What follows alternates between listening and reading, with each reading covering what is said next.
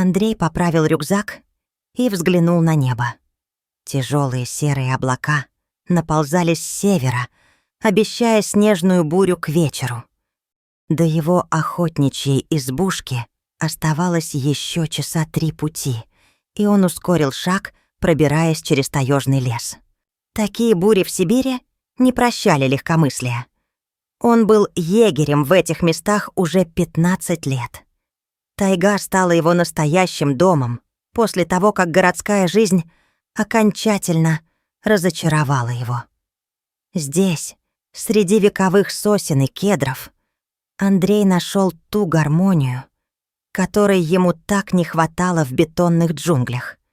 Хруст снега под ногами внезапно прервался другим звуком, тихим протяжным скулением. Андрей замер, прислушиваясь. Звук повторился, теперь отчетливее. Осторожно ступая, он двинулся на источник звука и вскоре увидел то, что заставило его сердце сжаться. В небольшой ложбине, наполовину присыпанный снегом, лежал взрослый волк. Его серебристо-серая шерсть была запятнана кровью, а задняя лапа попала в капкан браконьеров. Животное, увидев человека, оскалилось, но в глазах читался не столько гнев, сколько боль и обречённость. «Браконьеры, чтоб их!» — процедил Андрей. Волк попытался подняться, но только беспомощно упал обратно в снег, издав болезненный вой. Его золотистые глаза смотрели прямо на Андрея. Настороженно, но с каким-то странным пониманием своей участи. Разумнее всего было бы обойти хищника стороной. Раненый волк опасен вдвойне. Но Андрей не мог так поступить. Что-то в этих янтарных глазах тронуло его душу. Это не был дикий зверь, жаждущий крови. Это было живое существо, попавшее в беду. Уважаемые зрители, пожалуйста, поддержите нас лайком, подпишитесь на канал и оставьте комментарий. Будет очень приятно, если вы напишите, из какого города или страны вы нас смотрите. Благодарим вас. «Ну что, брат, попался», — тихо произнес Андрей, медленно снимая рюкзак. «Сейчас попробуем тебе помочь». С предельной осторожностью он начал приближаться к зверю, разговаривая с ним тихим, спокойным голосом. Волк следил за каждым его движением, но больше не пытался рычать или огрызаться, словно понимал, что этот человек не желает ему зла. Вот так, тихонько. Андрей медленно достал из кармана куртки спички и зажег одну, поднеся ближе к глазам волка, чтобы животное привыкло к его запаху и виду. Старый охотничий прием иногда помогал успокоить диких зверей. Извлечь лапу из капкана оказалось нелегкой задачей. Зубья капкана глубоко впились в плоть, и когда Андрей наконец освободил волка, тот вздрогнул всем телом, но не сделал попытки напасть. Рана была серьезной. Волк потерял много крови и вряд ли смог бы самостоятельно выжить, особенно с приближающейся бурей. Андрей понимал, что не может просто оставить его здесь. «Ладно, Серый, придется тебе со мной», — решил он. С величайшей осторожностью, обернув руки куском брезента из рюкзака, Андрей поднял тяжелое тело волка. Тот напрягся, но не сопротивлялся. Возможно, от слабости, а возможно, и Андрей хотел верить в это. Зверь каким-то образом понял его намерение. Путь до избушки превратился в настоящее испытание. Снег усилился. Ветер швырял колючие хлопья в лицо, а тяжесть волка с каждым шагом ощущалась все сильнее. Несколько раз Андрей останавливался, чтобы перевести дыхание, и в эти моменты ему казалось, что волк смотрит на него почти с человеческим пониманием. Когда они, наконец, добрались до избушки, Андрей был вымотан до предела. Буря разыгралась не на шутку. Снежные вихри завывали вокруг бревенчатых стен. Он осторожно опустил волка на старое одеяло возле печи и растопил ее. Затем, собрав скудные запасы своей походной аптечки, принялся обрабатывать рану. Волк терпел. Лишь когда спирт попал в открытую рану, он дернулся и тихо заскулил. Андрей успокаивающе гладил его по голове, разговаривая как с человеком. «Терпи, брат. Знаю, больно. Но иначе заражение пойдет. Закончив с обработкой, он наложил самодельную шину и перевязал лапу. Затем отрезал кусок вяленого мяса из своих запасов и предложил волку. Тот принюхался, но есть не стал, только смотрел на человека своими удивительными глазами. «Не доверяешь еще? Ничего, поймешь, что я друг». Андрей улыбнулся и занялся своими делами, оставив волка в покое. Той ночью буря бесновалась вокруг избушки, как стая голодных демонов. Андрей несколько раз просыпался и проверял своего необычного гостя. Волк не спал. Его глаза отражали отблески затухающего огня в печи. Но в них уже не было страха или агрессии, только настороженное любопытство. К утру буря стихла. Когда Андрей проснулся, волк лежал в той же позе, внимательно наблюдая за ним. На этот раз, когда егерь предложил ему мясо, зверь осторожно взял его с руки. «Ну вот, уже прогресс», — усмехнулся Андрей. Он понимал, что как только волк окрепнет, его нужно будет отпустить. Дикое животное не должно привыкать к человеку. Но что-то подсказывало ему, что этот волк особенный. Дни складывались в недели. Лапа волка медленно заживала. Андрей назвал его Серым, хотя иногда, глядя в эти умные глаза, думал, что животное заслуживает более достойного имени. Постепенно между ними установилось странное взаимопонимание. Серый уже не боялся Андрея, позволял менять повязку и даже, казалось, слушал, когда человек рассказывал ему свои истории долгими зимними вечерами. «Знаешь», — говорил Андрей, подбрасывая дрова в печь, «я ведь тоже когда-то был потерян, как ты. Метался, не находил себя. Люди часто бывают хуже зверей, Серый. А здесь, в тайге, все честнее. Понимаешь?» Волк смотрел на него так, словно действительно понимал каждое слово.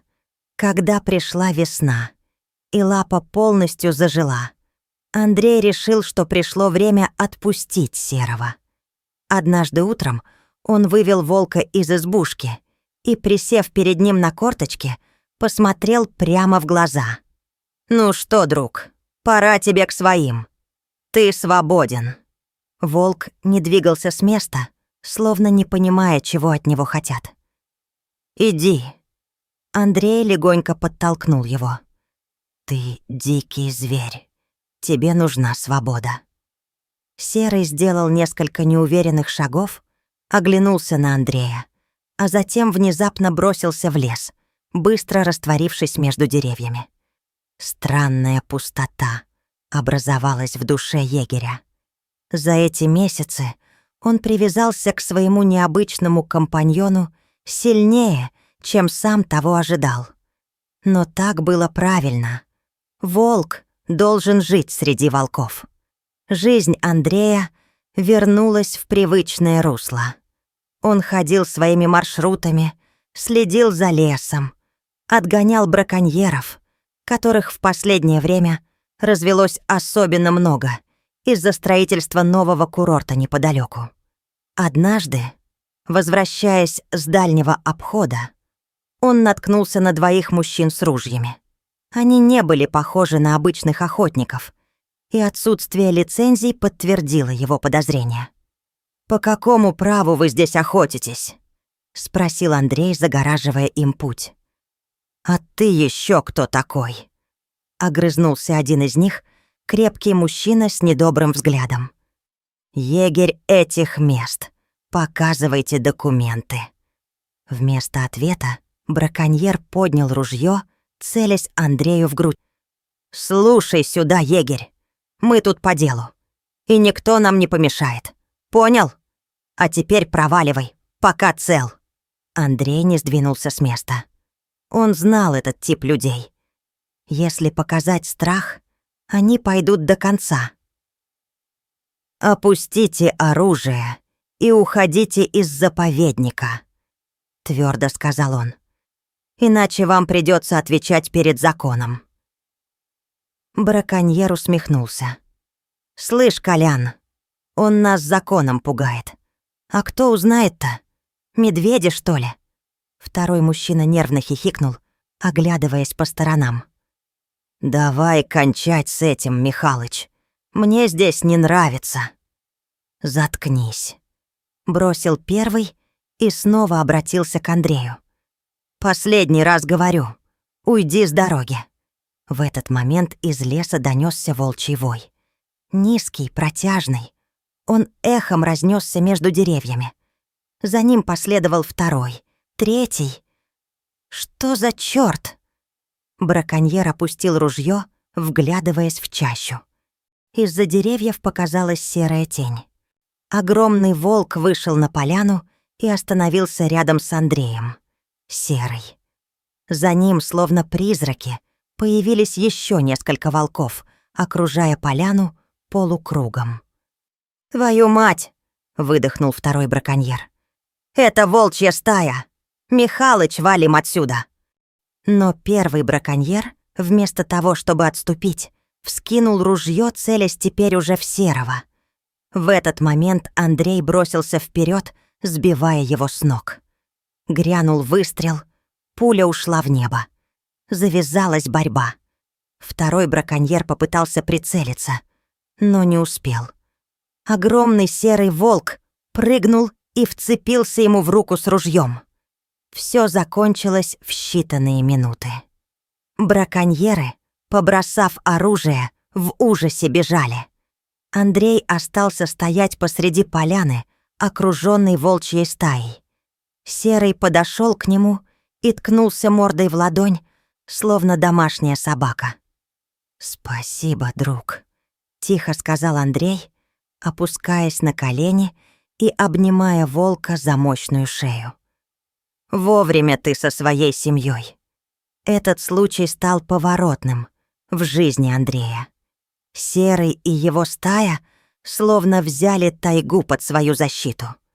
Они не покидали свою территорию, но каким-то необъяснимым образом всегда оказывались рядом, когда Андрею грозила опасность. Местные охотники и жители окрестных деревень стали замечать странное. Волки в этих местах не трогали домашний скот, не нападали на людей, но безжалостно преследовали браконьеров. Некоторые даже рассказывали истории о егере, который говорит с волками, и его верном сером спутнике. Андрей не опровергал эти слухи. Каждую неделю он оставлял на опушке леса мясо для своих диких друзей, а иногда, в полнолуние, Серый приходил к его избушке. Они сидели рядом, человек и волк, глядя на звезды и слушая дыхание тайги. Со временем территория, где обитала стая Серого, стала самой защищенной от браконьеров частью заповедника. Животные здесь множились, лес процветал.